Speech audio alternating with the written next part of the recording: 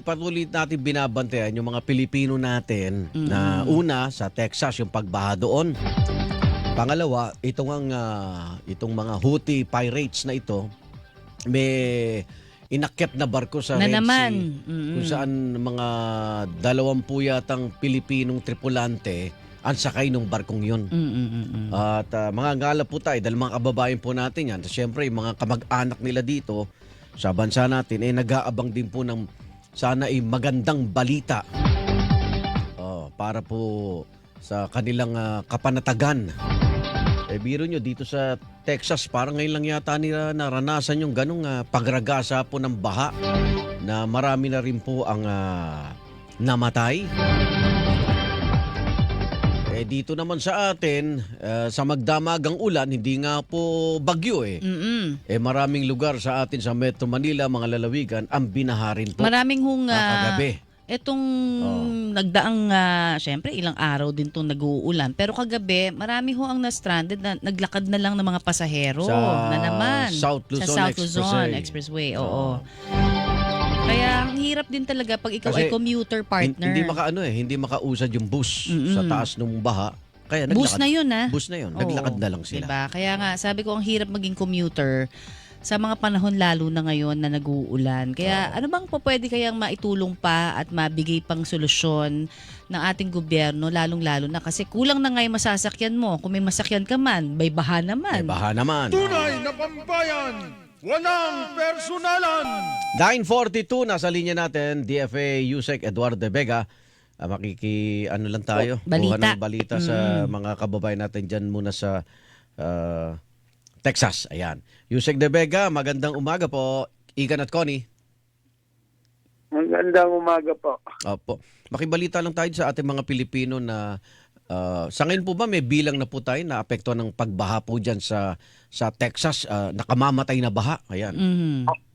Opo, no, ang daming namatay na mga Texan, pero sagot sa tanong ninyo, meron bilang 0 so far. Walang zero. Ay, good. casualties.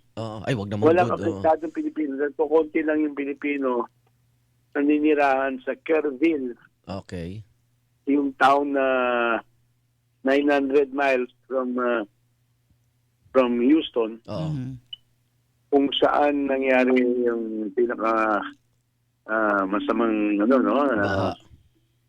baha, no? Mhm. So, ang nangyari doon, kakontak natin si Consul General Gunter Salas.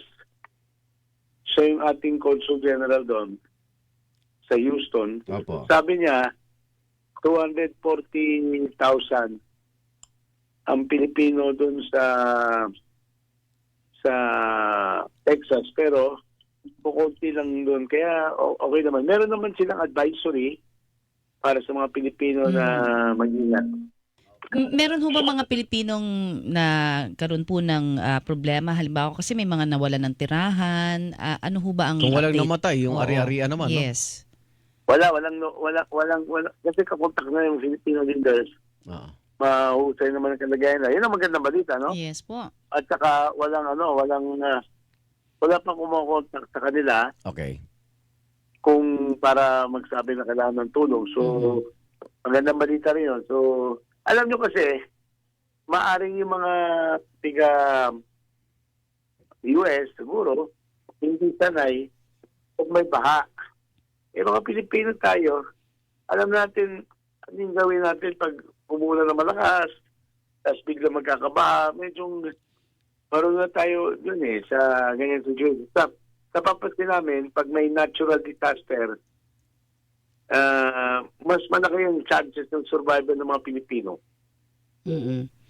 Masanay na kasi, no? Pero yun nga, yung mga ganito kasing kalamidad din, meron din silang wall na nabuwag, hindi ba? Sir, talagang mahirap din ma-determine kung paano talaga gagawa ng paraan. Lalo na kung nasa area, dun mismo, no? Sa malapit. Opo. Pero Gayon pa man. Opo, gayon pa man. Yeah, opo.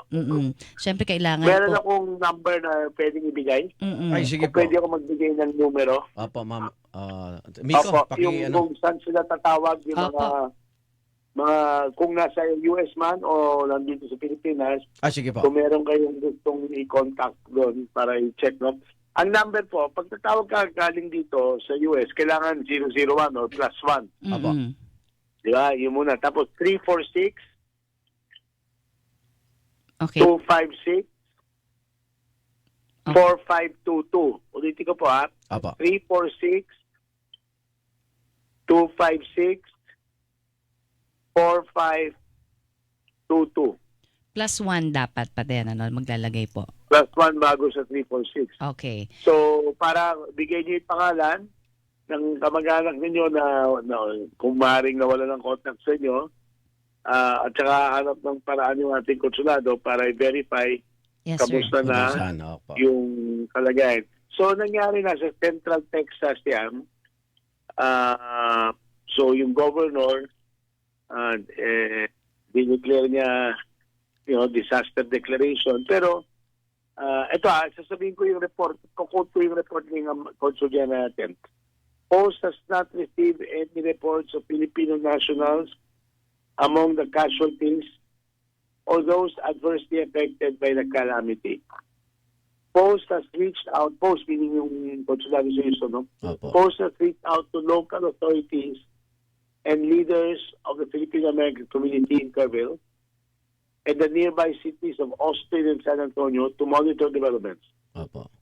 and to obtain any further information on potentially affected Filipinos. In other words, wala man kumukontak sa kanila, kaya ako binibigay yung number na to para may mga kontak kung nawalan kayo ng kontak sa mga ninyo o nag-aalala kayo. 25,000 residents lang yung Texas. yung sa Kerrville. Kung Opo. Kerrville, Opo. yung kung saan yung may halos satang tao na wala or maraming hundreds of residents na wala ng bahay, no? And so, wala pang 100 na Pilipino doon.